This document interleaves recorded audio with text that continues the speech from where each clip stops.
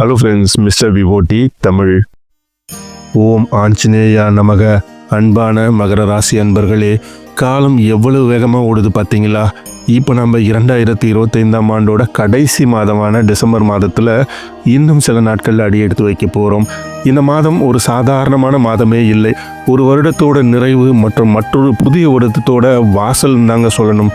அது மட்டும் இல்லாமல் ஆன்மீகம் சிறப்பு நிறைந்த மார்கழி மாதம் பிறக்க போகும் ஒரு புனித காலகட்டம் இந்த மாதத்தில் தாங்க ஆரம்பிக்குது. மகர ராசியை பொறுத்த வரைக்கும் கடந்த சில ஆண்டுகளாகவே நீங்கள் பலவிதமான சோதனைகளையும் சவால்களையும் சந்திச்சுட்டு வந்திருப்பீங்க. ஏழரை சனியின் தாக்கத்தால் வாழ்க்கையே ஒரு போராட்டகலமாக இருந்திருக்கலாம். ஆனால் இப்போது உங்கள் கிரகநிலைகள் என்ன சொல்ல வருது? இந்த டிசம்பர் மாதம் உங்களுக்கு நிம்மதியை தருமா அல்லது புதிய சவால்களை தருமா? உங்கள் ராசிநாதன் சனி பகவான் இப்பொழுது உங்களுக்கு பலம் சேர்க்கும் இடத்துல அமர்ந்திருக்காரு. இதுவே உங்களுக்கு மிகப்பெரிய ஆறுதல். சரி வாங்க, இந்த மாதத்தில் உங்களுக்கு என்னென்ன விஷயங்கள் நடக்க போகுது, அதற்கு நீங்கள் என்ன மாதிரியான பரிகாரங்களை செய்யலாம் அப்படின்றத இந்த காணொலியில் நம்ம முழுவதுமாக சொல்லியிருக்கோம். அதனால் முழு காணொலியை பாருங்கள். காலபுருஷ தத்துவத்தின்படி 10வது ராசி தாங்க மகர ராசி. இது ஒரு நில ராசி. உங்களோட சின்னம் முதலை அல்லது மகரம் எனப்படும் கடலாடு. உழைப்பால் உயர்பவர்கள் எல்லாம் நீங்கள் தாங்க. கடினமான உழைப்பு என்ற வார்த்தைக்கு அகராதியில் தேடினால் அங்கே மகர ராசிக்காரர்களின் பெயர் இருக்கும். குறுக்கு வழியில் வெற்றி பெறுவதை நீங்கள் ஒருபொழுதுமே விரும்ப மாட்டீர்கள். வியர்வை சிந்தி படிப்படியாக மேலே ஏறுவதே உங்களோட பாணி. மலை உச்சியில் ஏறும் ஆட்டை போல உங்கள் லட்சியம் எப்பொழுதும் உயர்ந்ததாகவே இருக்கும். கீழே விழலாம், சறுக்கலாம், ஆனால் உச்சியை அடையாமல் நீங்கள் ஓயவே மாட்டீர்கள். நீங்கள் எல்லாம் பொறுமையின் சிகரம் அப்படின்னு சொல்லுவாங்கள்ல, அப்படிப்பட்ட ஆட்கள் எல்லாமே பார்த்தீங்கன்னா இந்த மகர ராசிக்காரர்கள் தாங்க. சனி பகவானின் ஆதிக்கம் இருப்பதனால எதையும் தாங்கும் இதயம் உங்களுக்கு உண்டு. அவசரப்பட்டு முடிவெடுக்கவே மாட்டீர்கள். வெளிப்புற தோற்றத்தில் நீங்கள் மிகவும் இறுக்கமானவர்களாகவும் பார்ப்பதற்கு மிகவும் கோபக்காரர்கள் போலவும் இருக்கலாம். ஆனால் உங்கள் உணர்ச்சிகளை வெளிக்காட்டாதவர்கள் எல்லாம் நீங்கள் தாங்க. ஆனால் உங்கள் உள்ளுக்குள்ளே உங்களுக்கு பாசமும் நேசமும் அதிகம் கொண்டவர்களாக இருப்பீர்கள். ஏன்னா இங்கே வெளியிலேருந்து பார்க்குறதுக்கு ஒரு ரஃப் அண்ட் டஃப்பாக இருப்பீங்க. ஐயோ என்னடா இந்த ஆளுக்கு உணர்ச்சியே கிடையாதா, எந்த ஒரு விஷயத்தையும் வெளியில் சொல்லவே மாட்டேன்றான், எந்த ஒரு உணர்ச்சியும் அவன் மூஞ்சில் காட்டவே மாட்டேன்றானே அப்படின்ற மாதிரி நினச்சிப்பாங்க. ஆனால் உங்கள் உள்ளுக்குள்ளே நீங்கள் பேசக்கூடிய விஷயங்கள், அவர்கள் பேசக்கூடிய விஷயங்களுக்கு நீங்கள் ரியாக்ஷன் ஃபுல்லாக உங்கள் மனசுக்குள்ளேயே இருக்கும். எந்த ஒரு பாசத்தையும் சரி, அவங்க மேலே இருக்கிற கோபத்தையும் சரி வெளிக்காட்ட தெரியாதவர்கள் எல்லாம் இப்படி தாங்க. இப்படிப்பட்ட வைராகியம் கொண்ட உங்களுக்கு இந்த டிசம்பர் மாதம் கிரகங்கள் என்ன பரிசளிக்குது தெரியுங்களா?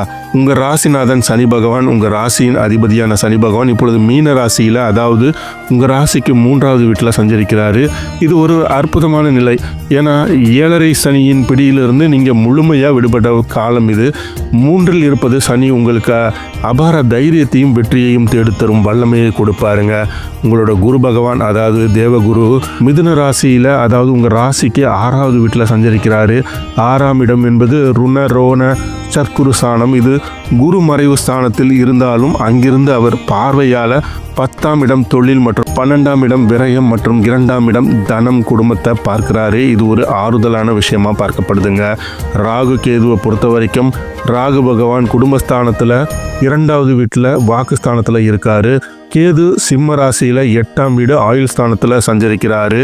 2ல் ராகு இருப்பதனால ரொம்பவும் பேச்சில் கவனமாக இருக்கணுங்க. உங்களுக்கு சூரியன் பார்த்தீங்கன்னா மாதத்தில் முதல் பாதியில் 11வது இடத்துலையும், அதாவது லாபஸ்தானத்திலையும், பிற்பகுதியில் 12ஆம் இடத்துலையும் சஞ்சரிக்கிறாரு. ஆக சுருக்கமாக சொன்னால் 3ல் நிற்கும் சனியால் வெற்றியும், 6ல் நிற்கும் குருவால் உழைப்பும், 2ல் நிற்கும் ராகுவால் எச்சரிக்கையும் தேவைப்படும் மாதமாக இந்த மாதம் உங்களுக்கு அமைய போதுங்க. தொழில் மற்றும் உத்தியோகத்தை பொறுத்த வரைக்கும் மகர ராசி என்றாலே தொழில் தான் உங்களுக்கு பிரதானமாக இருக்கும். அதை விட பார்த்தீங்கன்னா உத்தியோகஸ்தர்களாக இருப்பவர்களுக்கு 3ல் சனி இருப்பதனால உங்களுக்கு தன்னம்பிக்கை வானளவு உயரும். அலுவலகத்தில் இதுவரை இருந்து வந்த தடைகள் எல்லாம் விலகும். நீங்கள் நினைத்ததை சாதிக்கும் வல்லமை பிறக்கும். நீண்ட நாட்களாக எதிர்பார்த்த இடமாற்றம் அல்லது பதவி உயர்வுக்கான பேச்சுவார்த்தைகள் இந்த மாதத்தில் உங்களுக்கு சாதகமாக இருக்கும். ஆனால் 6ல் குரு இருப்பதனால வேலை பளு சற்று அதிகமாகவே இருக்கும். ஏன் எனக்கு இவ்வளவு வேலை அப்படின்ட்டு நீங்கள் அழுத்துக்காதீங்க. அந்த உழைப்பு தான் உங்களை அடுத்த கட்டத்துக்கு எடுத்து செல்லும். இரும்பு, ரியல் எஸ்டேட், ஆயில் மற்றும் இயந்திரங்கள் சார்ந்த தொழில் செய்பவர்களுக்கு இது பொற்காலமாக போற்றப்படுது. ஏன்னா உங்களிடமிருந்த போட்டியாளர்கள் விலகி செல்வார்கள். புதிய ஒப்பந்தங்கள் உங்களுக்கு கையெழுத்தாகும். பொருளாதார நிலையை பொறுத்த வரைக்கும், பண வரவை பொறுத்த வரைக்கும் கலவையான பலன்கள் தாங்க இருக்குது. ஏன்னா 11வது இடத்துல சூரியன் மாதத்தில் முதல் பாதியில் இருப்பதனால பண வரவு தாராளமாக இருக்கும். பழைய கடன்கள் உங்களுக்கு வசூலாகும். தொழிலில் லாபம் அதிகரிக்கும். 2ஆம் வீட்டில் ராகு இருப்பதனால கையில் பணம் தங்குவது கொஞ்சம் சிரமமாக இருக்கும். அதே போல் வருமானம் வந்த வேகத்திலேயே ஏதாவது ஒரு செலவு வந்து சேரும். குடும்ப தேவைக்கோ அல்லது திடீர் பயணத்திற்கோ செலவழிக்க நேரிடும். யாருக்குமே பெரிய கடன் தொகையை கொடுப்பதை தவிர்க்கிறது ரொம்பவும் நல்லது. வாக்கு கொடுத்துட்டு நீங்கள் மாட்டிக்கவே கூடாதுங்க. உங்களோட குடும்ப வாழ்க்கை சற்று நிதானம் தேவைப்படும் மாதமாக இந்த மாதம் இருக்குது. ஏன்னா 2ல் ராகு இருப்பது குடும்ப உறுப்பினர்களிடம் பேசும்பொழுது நீங்கள் வார்த்தைகளில் கடுமையை காட்டவே கூடாது. நீங்கள் சாதாரணமாக சொல்லும் வார்த்தை கூட மற்றவர்களுக்கு காயத்தை ஏற்படுத்தலாம். கணவன் மனைவியிடையே சிறு சிறு ஈகோ பிரச்சனைகள் வந்து நீங்கும். குரு பகவான் தனது 9வது பார்வையால் உங்கள் குடும்பஸ்தானத்தை பார்ப்பது ஒரு பெரிய வரப்பிரசாதம். எத்தகைய பிரச்சனை வந்தாலும் பெரியவர்கள் அல்லது நண்பர்கள் உதவியோடு அது சுமூகமாக தீர்ந்துவிடும். திருமண முயற்சிகள் உங்களுக்கு கைகூடும். ஆரோக்கியத்தில் அலட்சியம் கூடவே கூடாதுங்க. 8ல் கேதுவும் 6ல் குருவும் இருப்பதனால வயிறு சம்பந்தமான பிரச்சனைகள் உங்களுக்கு வரத்துக்கு வாய்ப்பு இருக்குது. செரிமான கோளாறுகள் அல்லது ஒவ்வாமை ஏற்படலாம். இதுவரை கண்டறியப்படாத சில சிறு உடல் உபாதைகள் கூட உங்களுக்கு தெரிய வரலாங்க. சரியான நேரத்தில் உணவு உட்கொள்வது, மிக சரியான யோகா, தியானம் போன்ற பயிற்சிகளை மேற்கொள்வது மன அழுத்தத்தை குறைக்கும். தேவையற்ற பயம் எதுவுமே வேண்டாம். பெரிய பாதிப்புகள் எதுவுமே இந்த மாதம் உங்களுக்கு இருக்க போகிறதில்ல. மாணவர்களுக்கு பார்த்தீங்கன்னா இது சவாலான ஆனால் சாதகமான ஒரு மாதமாக இருக்குது. ஏன்னா 3ஆம் இடத்துல சனி உங்கள் முயற்சிக்கு துணை நிற்பார். ஆனால் கவன சிதறல்கள் ஏற்பட வாய்ப்பு இருக்குது. படிப்பில் கூடுதல் கவனம் செலுத்தினால் மட்டுமே எதிர்பார்த்த மதிப்பெண்களை நீங்கள் பெற முடியும். நீங்கள் வழிபட வேண்டிய தெய்வங்களாக சில தெய்வங்கள் சொல்லப்பட்டிருக்குங்க. இதில் முதலாவதாக பார்த்தீங்கன்னா அனுமன் வழிபாடு.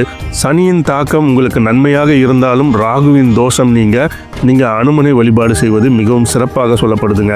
ஏன்னா சனிக்கிழமை தோறும் அனுமனுக்கு வெற்றிலை மாலை சாற்றி நெய் தீபம் ஏற்றி வழிபடும் இருக்கும் இடத்துல சனியும் ராகுவும் நன்மை மட்டுமே செய்வார்கள். 2ஆவதாக விநாயகர் வழிபாடு. கேது பகவானின் 8வது இடத்து சஞ்சாரத்தால் ஏற்படக்கூடிய தடைகளை நீக்க விநாயக பெருமானுக்கு அருகம்புல் மாலை சாற்றி வழிபடுங்கள். அதாவது சங்கடகிரி சதுர்த்தி அன்று விரதம் இருந்து அவரை வழிபடுவது இன்னும் சிறப்பாக சொல்லப்படுது. 3ஆவதாக பார்த்தீங்கன்னா தர்மம் செய்யணுங்க. மகர ராசிநாதனோட சனி பகவான் நீதிக்கும் தர்மத்துக்கும் அதிபதி. எனவே உங்களால் முடிந்த அளவு ஏழைகளுக்கோ மாற்றுத்திறனாளிகளுக்கோ அல்லது துப்புரவு பணியாளருக்கோ உதவுங்கள். ஒருவேளை உணவளிப்பது கூட சனியின் அருளை உங்களுக்கு பெற்றுத்தரும். 4ஆவதாக பார்த்தீங்கன்னா மௌன விரதம் இருக்கணும்.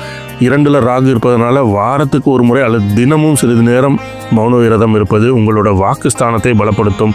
தேவையற்ற விவாதங்களை தவிர்ப்பதற்கு இது உதவுங்க. அன்பான மகர ராசி அன்பர்களே, இந்த டிசம்பர் மாதம் 2025 உங்களுக்கு வெற்றியின் விளிம்பில் நிற்கும் மாதம்ட்டு தான் சொல்லணும்.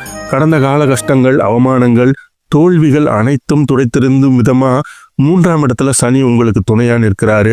வேலை பலுவும் சிறு சிறு செலவுகளும் இருந்தாலும் ஒட்டுமொத்தமாக பார்க்கையில் இது உங்களுக்கு ஒரு முன்னேற்றமான மாதமாக தாங்க இருக்குது. உங்கள் இயல்பான குணத்தையும் விடாமுயற்சியும் மட்டும் கைவிடாதீங்க. வார்த்தையில் நிதானத்தையும் செயலில் வேகத்தையும் காட்டினால் வரக்கூடிய 2026ஆம் ஆண்டு நீங்கள் ராஜாக்களாக வலம் வரலாம். இந்த காணொலி உங்களுக்கு பிடிச்சிருந்தா மறக்காமல் லைக் பண்ணுங்கள், ஷேர் பண்ணுங்கள், கமெண்ட் பண்ணுங்கள். மறக்காமல் நம்முடைய சேனலை சப்ஸ்கிரைப் பண்ணுங்கள். நன்றி நண்பர்களே.